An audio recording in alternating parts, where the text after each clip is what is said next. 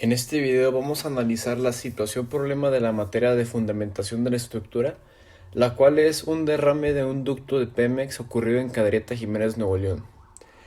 La situación problema dice que hubo un derrame de hidrocarburos en un ducto administrado por la refinería de petróleos mexicanos Pemex en el año 2014. Provocó la contaminación del río San Juan, ocasionando daños en los ecosistemas del río, en los cultivos, en la calidad del agua para consumo humano, fauna silvestre y ganado. Los daños ocasionados por el derrame ya no son físicamente visibles. Se ha detectado que las instalaciones de la refinería siguen expulsando al exterior algunas aguas residuales que contienen hidrocarburos y aceites. Esto ha provocado un daño sobre la integridad de los elementos naturales como el suelo o los cuerpos de agua superficiales y subterráneos. Ante la evaluación de los daños ocasionados por la refinería, un grupo de trabajo integrado por residentes de comunidades rurales del municipio de Cadereyta, personas y profesionistas interesados en la atención del problema, han ingresado un documento ante la Agencia Nacional de Seguridad Industrial y de Protección al Medio Ambiente del sector hidrocarburos. Para entrar en contexto y saber cómo podremos llegar a una solución, como qué es un hidrocarburo, cómo son las estructuras moleculares de los hidrocarburos y del agua, cuáles son las propiedades físicas y químicas de los hidrocarburos y del agua, cómo es la polaridad de hidrocarburos, su solubilidad, su densidad y su viscosidad, las interacciones intermoleculares entre las sustancias químicas involucradas, qué método o técnica se puede utilizar para la separación de hidrocarburos del agua, cuál sería tu reflexión acerca del impacto ambiental y social de ese problema, y si crees que se ha respetado el derecho al agua y el derecho a un medio ambiente sano para esta comunidad. Pues empecemos con la primera pregunta. La gasolina que se usa para combustibles está conformada por una cantidad de varios hidrocarburos de distintos tamaños y propiedades. La gasolina común, entre comillas, cuenta con hidrocarburos de 3 o 4 carbonos hasta 11 carbonos. Entre estos, los dos que suelen ser más predominantes son el octano, que contiene 8 carbonos, y de ahí proviene el término octanaje, o la medida, y el heptano. Los hidrocarburos son compuestos químicos que se caracterizan por tener primordialmente átomos de carbono y átomos de hidrógeno. Estos también pueden contener otros elementos como lo son oxígeno, nitrógeno, fósforo y azufre, siempre y cuando estén analizados en el átomo de carbono CHO, NPS o CHOMPS. En la naturaleza, los hidrocarburos se pueden encontrar comúnmente en dos estados: líquido, al que se denomina como petróleo, el hidrocarburo que se extrae de la tierra, y gaseoso, que se le llama comúnmente gas natural. El uso actual de los hidrocarburos incluye combustible, material para creación de plásticos, solventes, explosivos e incluso otros químicos. Se dividen en dos y se clasifican en dos grupos principales: los alifáticos y los aromáticos, dependiendo de su estructura y los elementos que se presenten en esta. Los hidrocarburos aromáticos son aquellos que cuentan con una estructura cíclica, es decir, un punto de la estructura en la cual todos los átomos, exceptuando hidrógeno, de una parte de la cadena están unidos entre sí. El más común que suele presentarse es el benceno. Los compuestos alifáticos se dividen en tres subgrupos principales: alcanos, alquenos y alquinos, los cuales tienen al menos un enlace sencillo, doble o triple respectivamente. Además, los alcanos entran en un subgrupo llamado saturados y los alquenos y alquinos en uno llamado no saturados. El problema actual habla principalmente del efecto que puede tener gasolina en el agua que usan las personas que viven alrededor del área, por lo que estuvimos trabajando con dos tipos de moléculas y con derivadas de estas: agua y butano. Es decir, solo trabajaremos con tres elementos hasta ahora, los cuales incluyen carbono, con una configuración electrónica de 1s2, 2s2, 2p2, oxígeno, con una configuración electrónica de 1s2, 2s2, 2p4, e hidrógeno, con una configuración electrónica de 1s1. Al momento de verter un hidrocarburo como petróleo en una superficie de agua, ésta se extiende con el paso de tiempo, formando una capa muy delgada en la superficie. Dicha capa puede llegar a ser igual de gruesa que una capa de pintura normal. Esto se debe a la gran diferencia de densidad entre el agua y los hidrocarburos en general. Cabe recalcar que los compuestos con los que estamos trabajando, el agua y los hidrocarburos, cuentan con fuerzas intermoleculares muy diferentes. Los hidrocarburos, es decir, cualquier tipo que no contengan otros elementos más que carbono e hidrógeno, tienen lo que se le conocen como las fuerzas de dispersión o fuerzas de Van der Waals, y de todas las fuerzas intermoleculares, estas son las más débiles, dándole así a los hidrocarburos sus propiedades químicas básicas, tal como un bajo punto de ebullición.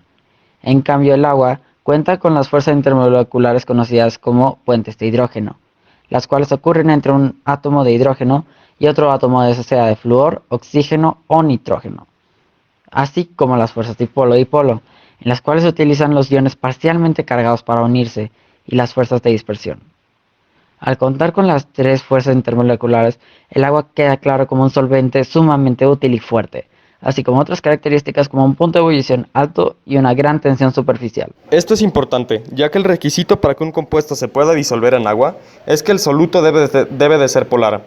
Y debido a la diferencia de electronegatividad presente en todos los hidrocarburos puros, que tiende a ser de 0.35, la gasolina no se disolverá en agua y se quedará en la superficie. Si se llegara a verter un metro cúbico de petróleo en el mar, se estima que en un lapso de hora y media generaría una mancha de 100 metros cuadrados y 1 milímetro de espesor.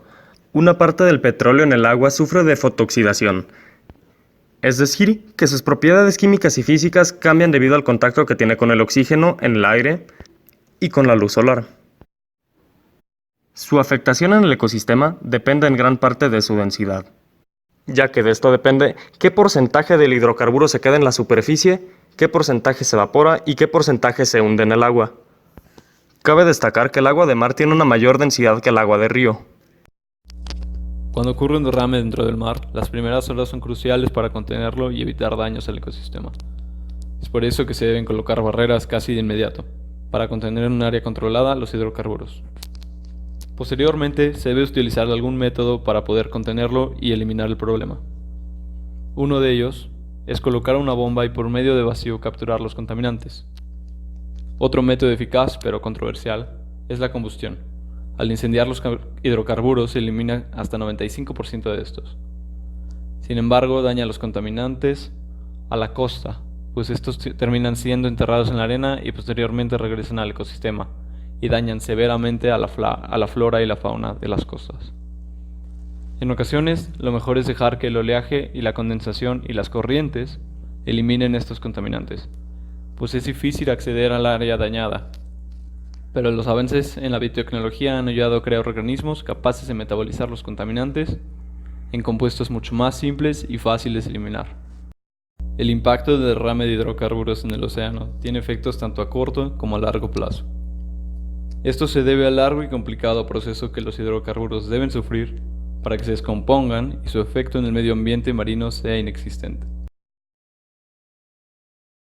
El primer efecto que se sufre es denominado contaminación directa. La contaminación directa es el efecto que sucede cuando el petróleo se adhiere a los seres vivos del ecosistema marino, es decir, se adhiere a las escamas, plumas o pelaje de los seres vivos que habitan cerca del derrame, causando la muerte de estos animales. El segundo efecto que se tiene es la alteración de los círculos de gases en el mar. Esto se ocasiona debido a que el petróleo disminuye la cantidad de oxígeno que se encuentra en el agua, lo que lleva a la muerte de organismos como el plancton y los peces, lo que en consecuencia también produce la muerte de sus depredadores. El tercer efecto del derrame del petróleo en el océano sucede en el lecho marino, cuando el petróleo se deposita en el fondo del mar, causando la muerte de la fauna y flora que se encuentra ahí. El cuarto efecto es cuando se empiezan a ver afectaciones fuera del mar, debido a que la mayoría de los organismos cerca del derrame se verán intoxicados, aunque no todos morirán.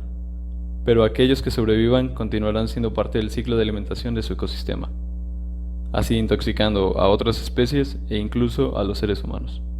El quinto efecto es uno a largo plazo, y está relacionado con el cuarto.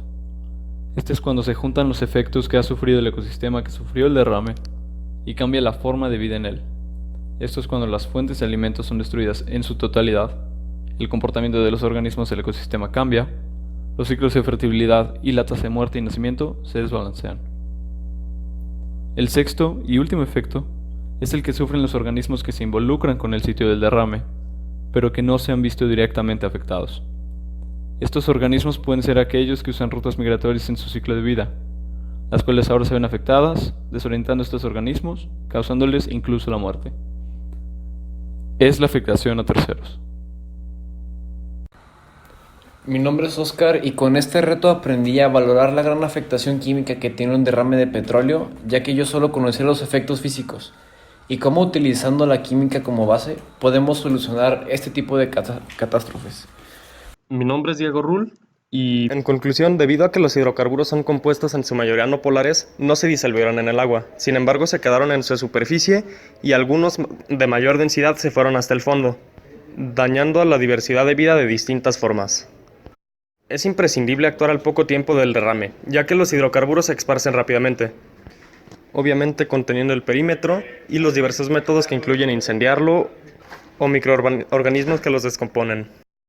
Hola, soy Diego Chávez y creo que es muy importante el poder analizar estos retos en base a nuestros conocimientos en esta materia de química, ya que en este reto nunca había pasado un derrame de petróleo y nadie sabía qué hacer en el momento, hasta que empezaron a analizar el comportamiento del petróleo en el agua y gracias a estos análisis se pudo crear un plan de contingencia, aunque en el futuro se actuará con una mayor brevedad.